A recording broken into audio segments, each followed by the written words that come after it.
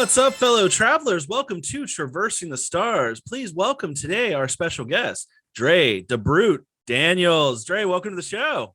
What up, JD? It's good to What's be here, my friend. happening, dude? It's good to have you here. I gotta say, man, like to everybody at home, if you missed our disastrous live that we did when we first launched, Dre was one of the first ones there. So one of the first friends of the show. So it's extremely good to have you here, man.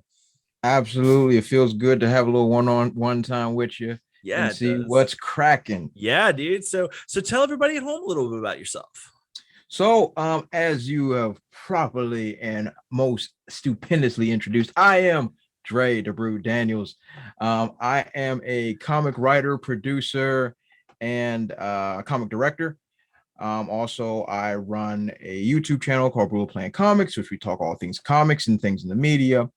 I have written and produced 5 issues of my comic series, Treble, The Rhythm Within. As you can see, my main Yeah. character is Zamir Green back there, stunting. It's one of my, well, it's my brainchild. Yeah. It's my brainchild. And it's made with a lot of love. For those that aren't too familiar with it, let me ask you all a question. What would happen if music gave you superpowers? And what if you got a different power based on the genre of music you're listening to? That's exactly what my story dives into. So that is the coolest premise ever, dude. Like I absolutely love that premise. Like that is like one of the most original things. And like, so clearly, okay, so obviously you love comics, you love music, and you found a way to bring the two together. So like, how did you, before we go further into that sure. character, tell us how you got like kind of into comics and like what inspired you to get into, creation of comics and all that. Okay, cool. Well, I've been into comics since I came out the womb, pretty much. Right when I slid out, I got a Batman issue in my hand. Nice. That's pretty much how it worked out. Even when I was very, very young, I had older siblings and things that like that, and we used to go to our local comic shop. Shout out Alliance Comics. We used to go there and just pick up whether the issue was quarterly, issually, biweekly, and we would just go pick them up Friday night, pick up comics, Blockbuster, Pizza Hut, kick back, play Sega. That's pretty much what the whole old move days, was. man. Yeah, the good old days. Blockbuster renting. But yeah, so that's pretty much it. Started there. I've had a lot of influences to actually get me into doing comic work itself. Sure. I was heavily influenced by the regulars, Frank Miller, Alex Cross, like people of that ilk. But there was a comic that I've talked about ad nauseum at this point. Um, called Sentinel. Okay. And it was released in 2003 by Sean McKeever was the writer, and now this is not, it's not the Sentinels from like X-Men, like it's a different. It is though. Okay. Yeah. It was a really low, it was an under the radar comic. It was a limited run. It was called Sentinel. It was written by Sean McKeever. The art was done by Udon, which did a whole lot of like American manga stuff, Street Fighter stuff like that. And the story is pretty much, it was a boy and his family. He lives with his father and his younger brother, and they're very poor, and they live on a junkyard. And and this was like the 2000s, so it's he's down on his luck, and girl at school he's in love with, those type of tropes. Like it was very, very classic. But things start getting really interesting when because since he's poor, he designs all of his own toys and robots and things, and he creates these things called battle bots in which him and his brother play. And one day one of the battle bots goes out of control and just heads into the junkyard, and they're like, oh, that's new. What the devil just happened? And then like at the end of the first issue, you see an absolutely destroyed Sentinel in the junkyard. Ooh. And it's repairing itself. Oh, wow. And it gets crazy because he wants to go and find the battle bot finds the heavily damaged Sentinel. Yeah. And so as he begins to repair it, he changes certain things in his personality code and basically making the Sentinel his best friend. It's freaking insane. Okay, a little bit of Terminator 2 vibe going on. Okay. Yes, like it's crazy insane. And then he like you see this good kid, but then he starts using it for his own personal gain. It gets crazy. Like things get completely out of control. And I love that book. Well, that series. That series was really, really good. And it really inspired me. Because it was very character driven. Mm-hmm. It's really character driven because there's not a whole lot of superpowering things happening. Because we're focusing on normal people. Right. And all the characters, they felt real, they felt genuine. It felt like if this would happen in real life to a teenage boy, it felt like that's how it would go. Yeah, like it felt like this is how things would go down. Like he wouldn't use the to save the world and nothing like that. Like, hey, I want to be popular at school. You know what I mean? Or that one kid at school just keeps giving me crap, and I'm just not going to stand for it anymore. Exactly. And then the decisions that he makes snowball. Okay. Snowball. Okay. Yeah, so that was like a major inspiration to me. That comic really was like my kick in the teeth. Like, hey, I'm gonna do this. Yeah. And so you've always been able to kind of draw on everything too. So like, no. Okay. I can't draw to save my life. This joint mouse be all thumbs. It just be all thumbs right here because I can't draw. I can do everything else, write, direct, produce, edit, all the other things. But the artistic part is just not happening. No, I feel better because I can't draw to save my life. So like, I feel good that I'm talking to a comic book guy that can't draw too. Yep. Oh no. No, I was extremely lucky to find one of the best at the time, low key comic artists in the game, Federico Corsini. Mm-hmm. He's great. He's one of the best. He's from Argentina. He does tremendous work. Me and him have been working together for years now. Nice. So it's like, so now we like mesh like this. Yeah. So it's like even when I'm thinking that he's like, oh no, I already know where you're going. I'm like, just like playing off of each other. That's awesome, dude. I love it. Yeah. When you start working with somebody for as long as we've been working together, it's like he'll do something. I say, hey, didn't you mean to do this? He's like, oh yeah, duh. Yeah, I didn't mean. It's crazy because like even though like how I write my scripts are like a movie. I write them like movie scripts and plays because that's kind of like my background. I have a lot of family that's into music and other stage work. So it's like, hey, I wrote it as if it was going to be a play or a film. So I use stage directions and stuff like that. And so he's like, yo, I've never seen it written like this. I said, this is how I get down. Yeah. This is how I get down. No need for guesswork. So that's awesome. But our vibe is like that. So that's awesome, dude. There's nothing better than that. Like I love when you have a partner that you just like totally click with. It's like being in a band. I mean, like you just like you're just feeding off each other and like letting that energy flow. Yeah. It's I couldn't have asked for a better artist, and over the years we become friends. So better artist, better friend. He's the man. He's dope. I love it. All right, so Marvel or DC, which one do you prefer? Okay, so are we talking films? Are we talking the books? Across the board. Okay, across the board. My overall. Man, that's a tough one. I'm gonna have to split it. Because I hate all the DC movies minus the Keaton ones and like the Dark Knight trilogy is great.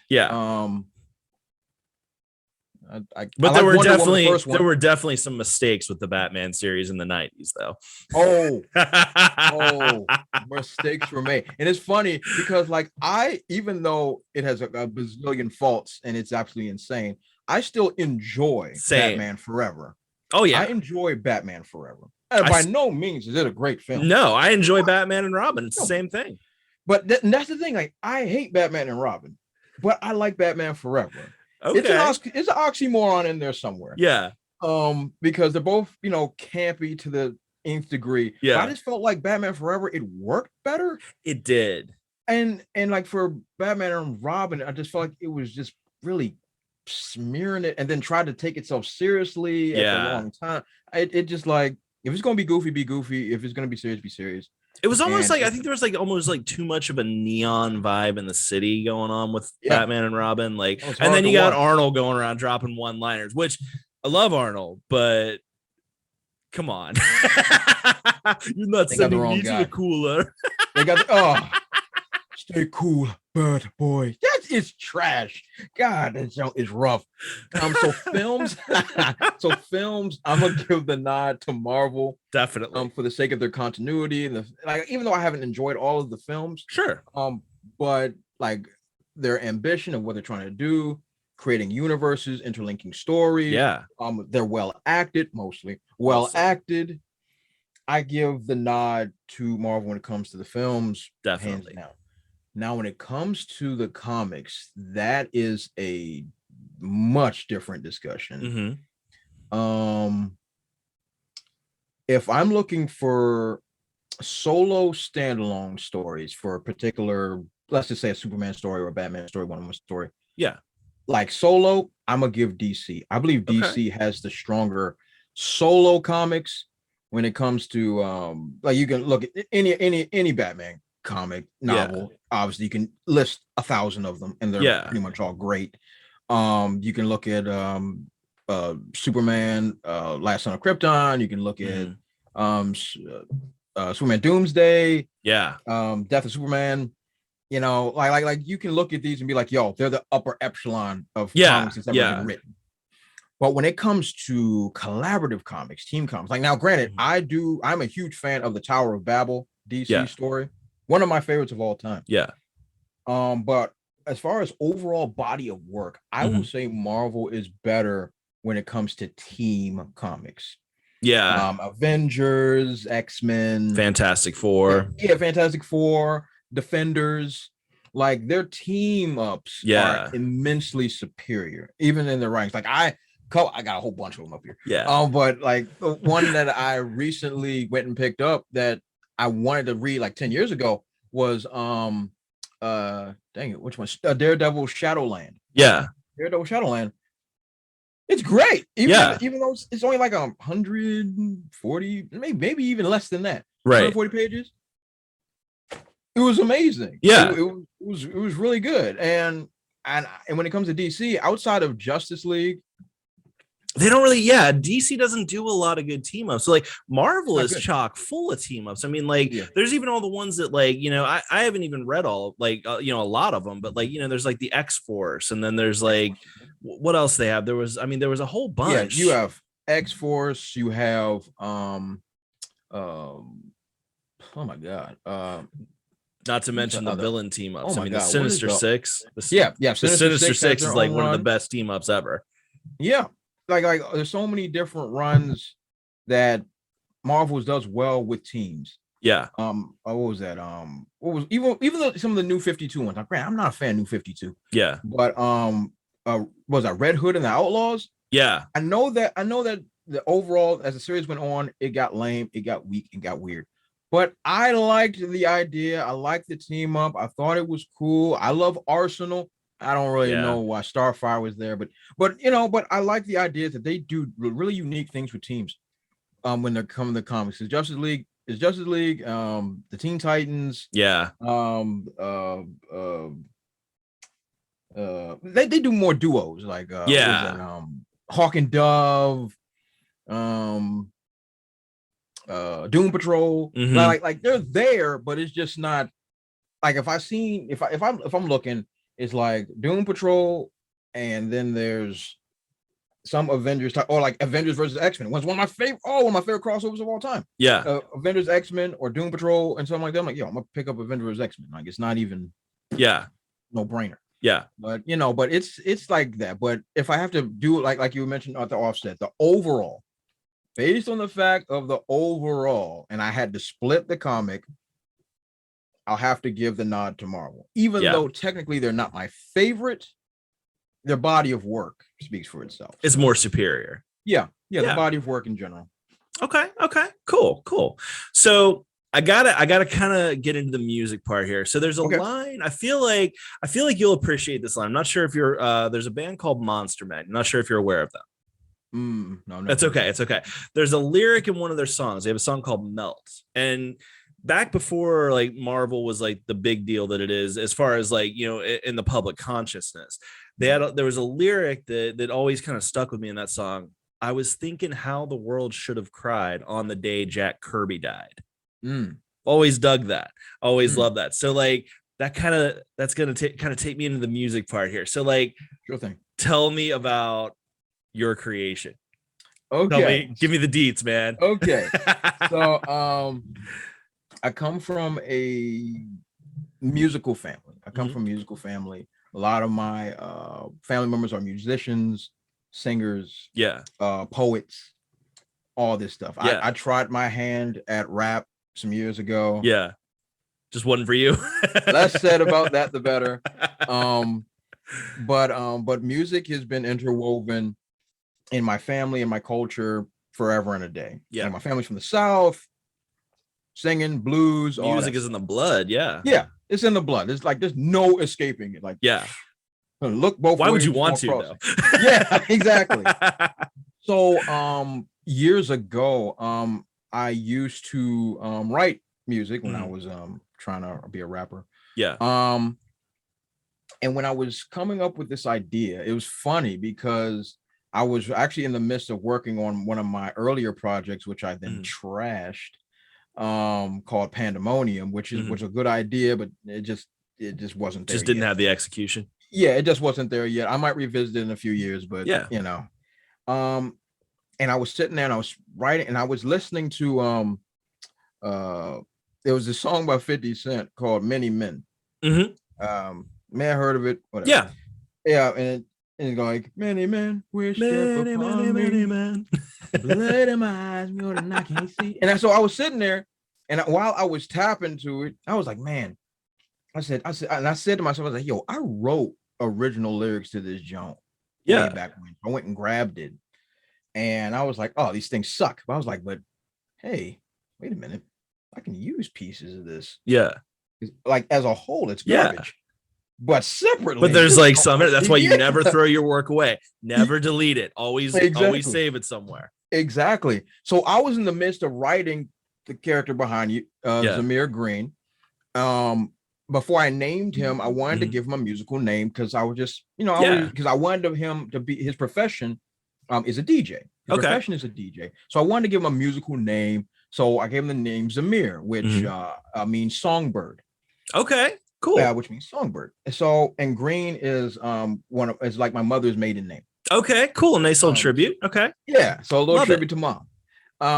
So when I was putting this together, I was like, okay, I'm gonna give him a DJ. I'm like, what am I gonna have him do? Yeah. And I'm like, and then it just kind of hit me. I was like, and I had a buddy, and I tapped him and said, hey, yo, has there ever been anybody to get music powers? Yeah. And he looked at me, he was like, I don't think so. And he said, no, there's sound wave. I said, yeah, there's sound waves. Yeah. No, because there's definitely a couple like that have like sonic wave powers, but not like, anything like actually done through the music. Yeah. Yeah, without the music itself. And because I was thinking, because like when I was thinking about it, I was like, oh, I'll give them sound wave, shock wave, and everything. I said, but that's been done a trillion times. Yeah. I'm like, yo, what if he got powers from the music? And my buddy was like, yo. And then when I was putting it together, I said, okay, how is it going to work? Yeah. How's it going to work? So I used to study sociology. Okay. Back in the day. And there used to be a study on the effects of music on the human brain. Oh, yeah. Okay.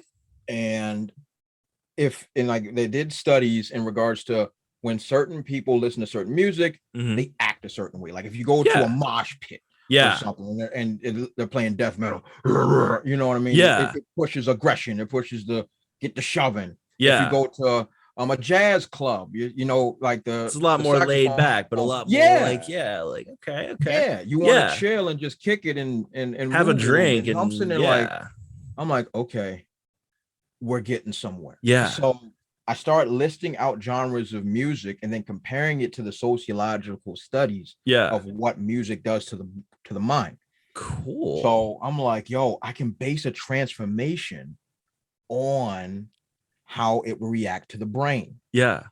And for certain aspects of, I said, I'll also include what people think of it stereotypically. Ooh, okay. So I'll give you the rundown because the ones I've produced, they're out there. So the rock transformation gives him adrenaline and enhanced strength. Okay. And makes him a bit more aggressive. Yeah. Little Hulk-like that. A little Hulk-like. Okay.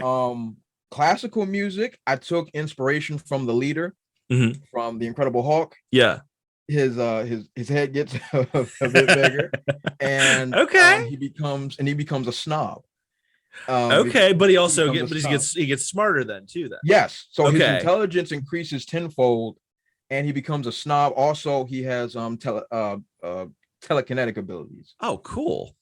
So I wanted to tie in like, hey, when I think of like really classical, people with the pinky in there, like, oh, good style.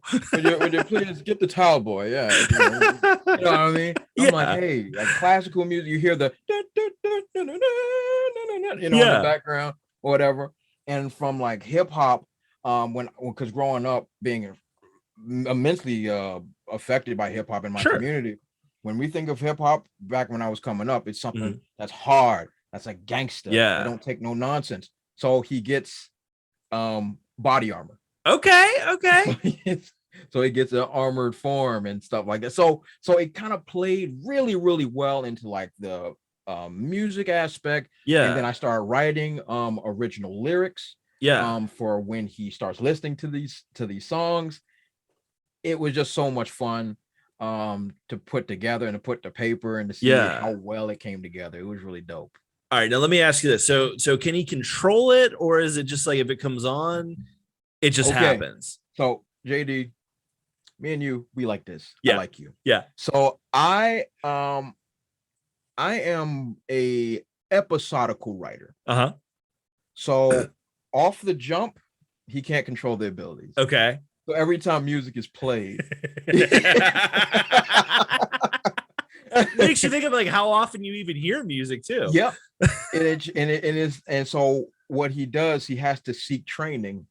Okay. To control how the transformation will work. Yeah. Because other than that, every time he walks down the street and hear a song, something's happening. Something happened. So like off jump, he can't control the ability. Yeah. And it gets him into some trouble. I bet. But then he then he goes and seeks training to control his mind, because the bottom line is it's not the music that gives him the power. Right. Music is the key. Music is the key that unlocks the ability. Yeah. And which is why I titled the entire series is Treble. That's the main title. And the saga is The Rhythm Within. That's the okay. So a lot of symbolism in that. I love it. I love it. Yeah, little double entendres there. So so he first could not control it, but then it's a particular issue I wanted to pretty much devote to the training. Come on, focus up, camera. I wanted to devote to his training, while simultaneously building up a villain. So it was like, while doing so, it was like a 1A 1B story that I was cooking on, and I think it blended really, really nicely. Nice. And how it all just comes to a head at the end of the issue. I was really proud of the work that I put in for this series here. Like it's like I said, it's my magnum opus. It is I love it. Citizen Kane, as it were. Hell yeah, dude. So what kind of villain are we dealing with here? Like who's his arch enemy? Okay, so let me break down how the universe works. Okay. So you can see how it works. So basically, what happens is this. A little background. I'm from Washington D.C. So in Washington D.C. we have a water treatment plant that's right outside the city. So basically what happens is there's some shady shadow corporation that poisons the water source with a mutagen. And so they're like, we're going to see what happens. We're going to test this mutagen on the water. Yeah. But the mutagen only seems to be affecting people with O negative blood type, which is the rare one, right? Okay. Okay. Yeah. You slick. Yeah. Hell yeah, dude. So I'm able to make a small enough rogues gallery. Yeah. So it wouldn't be over the top. Right. So it only affects O negative blood. And so the enemies that are being affected first is like reports of like so I used a method that Frank Miller uses when using like a newspaper or the news to tell a little bit of exposition. Like it is exposition without it feeling like exposition. Right. So people are being affected and they're being hauled off to a lab and never seen again. Ooh, okay. Yeah, so they're being hauled off to the lab, never being seen again. And then Zamir is like pretty much the last one to come in contact with that mutagen. Yeah. And he has O negative blood and he starts to develop his abilities while he's DJing a party. DJing the party. It's crazy. It's crazy. While he's DJing, he's absorbing all the sound waves. Yeah. And then when you're a DJ, you're playing different genres. Yeah. You're playing rap, hip hop, whatever. Yeah. So all these songs he's playing, he's soaking them all in. He's soaking them all in. Yeah. Until the point it's at a fever pitch, and then it can't be contained anymore. Yeah. Ruin the party, I assume. Yes, at the party. Yes, at the party. And that's what this background scene is from. Love this background scene right here is at the party when he absorbs all of these sounds. Like after he gone through all the genres, his body can't take it and it just explodes. Yeah. So with that, these enemies that I featured in this first series, because I'm writing the sequel currently. I'm still writing the sequel. The main villain is the doctor, Dr. Matters. That is the one that's pulling all the strings. Yeah. And so it seems that he's pulling all the strings. But the fights that he has primarily is with honestly my favorite character that I wrote in this point is a character called Sharkbait. Sharkbait.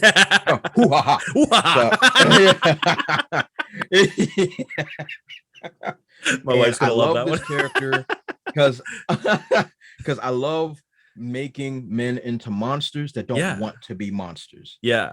I love that, like a Frankenstein or like that type of thing. So like basically he was just a guy who was a trucker. Yeah. And he had O negative blood and he ended up eating, he fished, he caught a fish that had the mutagen. Yeah. And so when he ate it, it transformed his body. Oh, that's gnarly, dude. Yeah, and it transformed his body. So it's got like a horror / Creature of Black Lagoon type thing going on. And like he's trying to escape the lab, and so when he gets out into the city, so first, like when I'm painting the pictures, like he's just a heel, I'm painting this picture of like he's ripping up everything, he's killing guards. But the whole thing is like, the whole point of me showing up here is that I just wanted to help. Yeah. I just wanted to help. And you people try to make me into a weapon. Yeah. And so through his escape, which I love him so much because, so like he escapes to, in our home, there's a city, in a city in Northwest is a place called DuPont Circle. Yeah. Which, where multiple major cities, they are major roads all connect to. And so he's trying to escape. The guards are on him now. There's reports, the cops, everybody's coming for him now, and he hasn't hurt anybody. He hasn't done anything. He's just begging for help the whole time. And then Zamir, who was training at the time, is like, "Yo, all right, this is gonna be the moment. I got to get out here and do something." But then he realized, like, "Oh snap, he's not a bad guy. He just needs help." Yeah. So he puts himself on the line to confront him and be like, "Hey, look, I see you don't want to hurt nobody, man." And say, "Yo, I heard you coming from a lab. I'm trying to find that lab, so that we can undo all this craziness." Yeah. And so he's like, "Okay." So when they finally come to an agreement of what's going on, the cops see an opening and take a shot. Oh, They take a shot. Yeah. And Sharkbait goes down. Oh. And so Zamir turns around, like, you bastards! Yeah. What have you done? And all that did, so Sharkbait just stands up and goes into a berserker rage. Yeah. And like, so now Zamir has to stop him, but you're like, yo, he didn't ask for this. There's like the humanity involved in it. Yes. But he starts, tearing through. Well, I mean, you back someone into a corner, especially like that. I mean, you got like a superpowered monster. Yeah. You can't back him into a corner. Yeah. And I loved writing his story so much because I had an opportunity to really showcase what my hero can do. Yeah. Because off the jump, he gets beat down. Yeah. He gets beat down because you're getting overwhelmed and you're still learning. You're still on the job. But throughout that issue, I get to inculcate all the different powers. Like, he uses his intelligence to figure out a weakness for the skin of. I mean, it's tremendous. Like what I was able to put together for that. Like I think that was issue 4 and 5. It was like those two together. Yeah. Honestly, was my favorite of the series. Yeah. That was my favorite of the series because like it showed us, the humanity level of it all. Yeah. And at the same time, we get to showcase what Zamir can do through his training and how he has to learn on the job. Yeah. And we get a villain that we don't want to be a villain. We want him, just to get help. Yeah. I just love it. So like he's like, dude. Yeah, I love Sharkbait. I love him. I'm like tattoo him on my arm. Hell yeah, dude. He's great. And so there's another character that was introduced named Leah Shift. Oh, I'm sorry, I forgot to mention something. All of their regular names and their superhero names play off each other. Okay. So Sharkbait's real name is Jim Baithook. Love it. Got a little bit of a Marvel vibe with that. Yeah, I like it. It's like the owl, like Leland Owlsley, like exactly. Otto Octavius. exactly. Zamir Green, his alter ego is Treble, which of course is the music notes. Yeah. Which is a cool name for a hero. Pretty dope, right? Yeah. Yeah. His rival name is Michael Brash. Mm-hmm. And his alter ego is Bass. Love it. And instead of absorbing sound, he projects it. Okay. Yeah. So his is more like energy projectile based. Like it's more like he can form sound into anything he wants. Oh, cool. He can form shields, he can form blasts, he can form armor, whatever he wants to do with sound. He can manipulate the sound waves in the air to create anything. Yeah. Like how Zamir, aka Treble, absorbs it, Bass pushes it out. That makes total sense. I love it. Yeah. So that's his rival and was also his childhood bully. Okay. So it comes together really well, like how the story is like Mike disappears like everybody else did. Yeah. And Mike is also a DJ. And he was supposed to be DJing the party that Zamir did. Yeah, it's like how it all just intersects and comes together. It's definitely it's I have no shame in it, man. This is the finest work I've ever put together. Dude, own that, man, because that's fucking awesome. Like this is a really cool, like, honestly, it's like, like it's really original too, because like, these are definitely like this is a whole storyline that I could just really sink my teeth into. Like I'm really digging it. So I definitely can't wait to check it out. Yeah, most definitely. Oh, I'll definitely send you the 5 that I've produced so far. Hell yeah, dude. And you let me know what you think. Yeah, dude. Yeah, I love it. I love it. Send you a little care package. I love it. I love a care package. Yeah. So let me ask you this: Are there any like, okay, like off the wall music genres that would have any effect? Like okay, I was trying to think of a few, and like the one that came to me because it's kind of Christmas time. I was like, all right, what if Gus Polinski shows up with the Kenosha Kickers and just starts rocking polka. What's happening? That's a good question. When I first wrote, well, excuse me, with this entire series, I used basic genres in this series, or because I didn't want to overthink it. Sure. To be honest. Yeah. But a lot of folks have been coming to me with that exact same question. It's like, hey, what if it's like African jungle noise in the background? Then there's screaming monkeys, like Celtic drinking music. What then? Walks into an Irish pub, and what happens? Yeah. Or what if it is the throat singing of the Himalayan mountains? I've heard a lot of different things, but which I'm glad. Yeah, because that's why I wanted to create a character like this, because the possibilities are endless. Yeah, there's endless possibilities. The potential for what transformation he'll take on if he listens to certain things. Yeah, or whatever it's endless. It's literally endless. Yeah, because then you could go to subgenres. Like for me, I encompass them so that there could be simplicity. Yeah. But in actuality, if you want to say, okay, he's listening to rock, what kind of rock? Right. Is this grunge? Yeah. Because each one's gonna have a different vibe. Exactly. And that's the whole thing. It's like, if you have a character that makes the imagination go like this, there's nothing greater than that.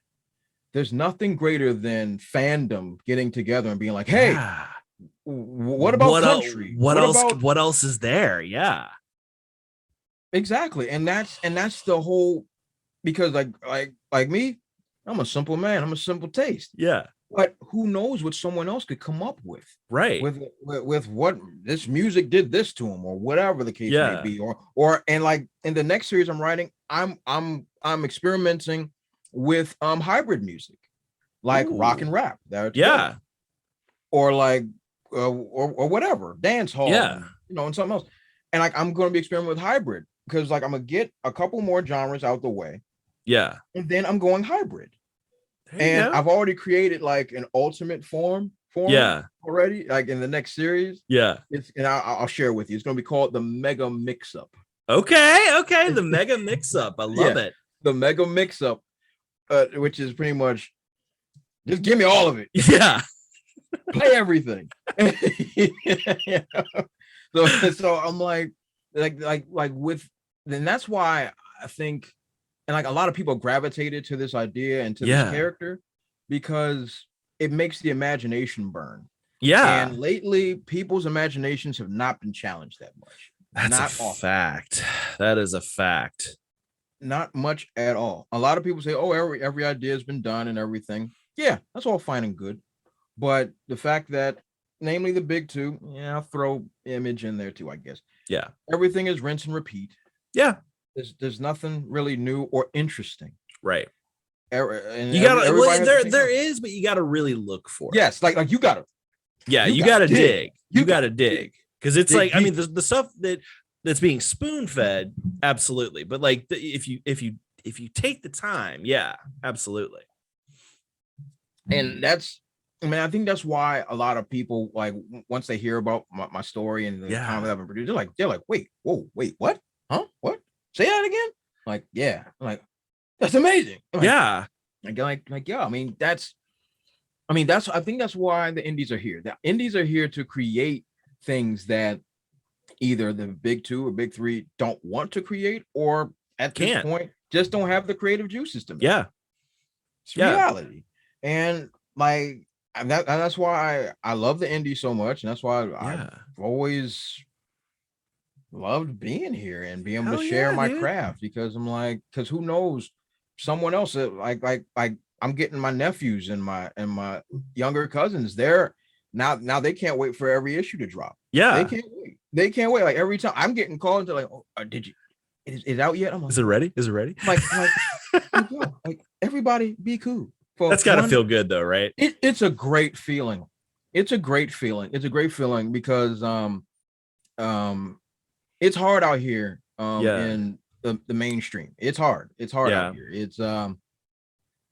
like I said, creativity is slim. Yeah. Or if it's or a lot of them is politically driven, or whatever the case may be. Mm-hmm. But like, it seems like creativity and fun is taking a back seat. Yes. And one thing I've always loved is fun. Yeah. And fun is great. Fun is the best. So. Yeah. Why would you want to do anything else? Hello. Yeah. I love fun. So it's same. Really good. Same. Exactly. Oh, dude, I love it, man. So I can't wait to check it out. So where can everybody find you? Where can everybody find, like, where can we find copies? Where can we find you? Okay. So you can find me at DaBrute00 on Twitter, Instagram, Facebook. You can find me there, or hit me up on YouTube anytime on Brutal Planet Comics. I'd love to have everybody check out some of the crazy, wacky videos that I do and some of the interviews that I've done with other independent creators. It's a lot of fun. So you can get my issue at spinwiz.com or the Spinwiz app, and just type in Treble. Or if you're Spinwiz app, usually it's featured. Nice. You can just go ahead and get copies. Hopefully, in December, I will be doing a free digital giveaway for the first issue, so that anybody that wanted to check it out and maybe like, oh, I don't know, skeptical, you'll be able to check it out for free. Dip your toe in and see if you dig it. Yeah, if you dig it, if you want to get the paperback, you can. It's all there. So that's where I'd love to hear from people. I love to hear your feedback. I'd love to hear what you think. I would love to hear other people's ideas on what other musical genres I can throw in there. I was gonna say, dude, because I could spend like the entire night just throwing random metal and rock genres at you, like, because I'm a rocker. So like I'm thinking like, okay, there's speed metal, thrash metal, death metal, doom metal, sludge metal, like punk. And then there's like the different kinds of punk. There's horror punk. There's rockabilly punk. Like there's all kinds of stuff. You see what I'm saying? So I could just literally separate one character and like give him the rock ability, and then just have him have all of them. You see what I'm saying? Like the possibilities, endless. I love it. I can't wait to check it out, dude. Absolutely. I can't wait to package that up for you, my brother. Hell yeah, dude. I can't wait. All right, dude. This has been an absolute pleasure. Dude, you gotta come back at some point. You gotta come back. Anytime, JD. Just holla at me, brother. Hell yeah, dude. We're gonna be starting to do more content episodes too, not just interviews. So, dude, we gotta have you on for some of the comic book movies. You know what? I gotta have you on for Batman Forever. Oh, y'all. Why? Hey, at least I'm not doing Batman and Robin, right? Oh God, no! I'll have to moonwalk on out of there. I gotta move on. Stay cool. Yeah. Oh. So why? Why'd you take that job? Oh, right, money. Right. Money.